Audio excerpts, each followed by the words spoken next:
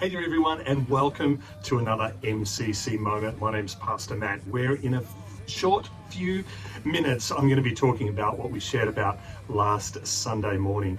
God is moving in incredible ways in our region and in our city, and it is super exciting to be a part of. And I hope you are sensing the movement of what God is doing in your own hearts and in your own lives.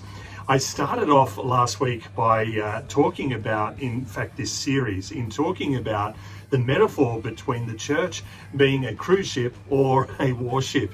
And I'm just going to read this. I just think that this is a really wonderful metaphor about what we are doing and what we are a part of. You see, too often we evaluate a church or a person like a cruise ship. We ask questions like, do I like the music they play in the ballroom? Do I like the captain and his crew? Is the service good? Are my needs met? Is my cruise pleasant? I mean, like, we want church to be pleasant, right? Are the chairs comfortable? Well, we took care of that a few years back and we bought some new chairs. I am thankful for our new chairs. Will I sail with them again? In other words, will I be back next week? Will I come to the prayer meeting? Will I come and join a home base? Will I be back? Will I sail with them? But really, the church is not a cruise ship. It's not even close to a cruise ship. A cruise ship is for holidaying. Whereas, hey, we've got work to do as a church, don't we? We've got work to do as people, even work on ourselves and work in the community. And, this is called personal discipleship. This is called a warship. Perhaps we need to ask questions like, is the ship on a clear and noble mission? Does the captain or the senior pastor submit to a higher authority? Are crew members equipped to succeed? And that's what we're about as MCC, equipping the saints for the work of the ministry. Are they able to contribute in significant ways? Are they honored for their efforts? Man, we are always recognizing and thanking people as they work tirelessly in the kingdom and in the various departments that we are part of. Are they honored for their efforts? How do you choose? And how should you choose? Well, I think some of those questions are really absolutely vitally important. And some of those questions are in this path of discipleship. And the 3 points of this personal discipleship is this: your words, the words that you speak, his word, and the word that he is speaking to us, both through the Bible and through the prayer, and in tongues. And that is, praying in tongues, igniting that within ourselves. James chapter 3 starts to talk about it in terms of a small rudder. Our tongue is like a small rudder that guides a very, very big ship, you see. And so down in verse 16, it says this in James chapter 3. It says, "For where envy and self-seeking exist, confusion and every evil thing are there." Now, how does this relate to personal discipleship?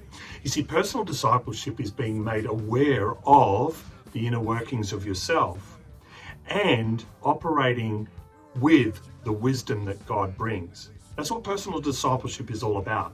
And you see, God's wisdom leads us and guides us in the decisions that we ought to make and in the things that we ought to be a part of and do. And you see, it's interesting that it says that self-seeking is at the core issue of much of the problems within our life, because we seek self. We seek to take care and maintain self.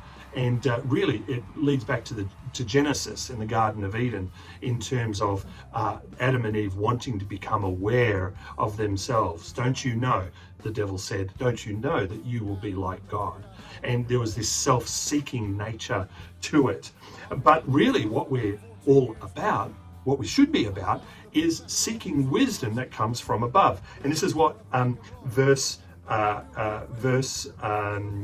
17, "But the wisdom that is from above is first pure, then peaceable, then gentle, willing to yield, full of mercy and good fruits, without partiality and without hypocrisy." We are facing at the moment the Indigenous voice to Parliament. And I'm not wanting to speak about political things as such, but I am wanting to emphasize that as a church and as Christians, we should be impartial towards people. We should be impartial towards loving people and encouraging one another and encouraging our community without hypocrisy, without those areas of things of saying one thing and doing another.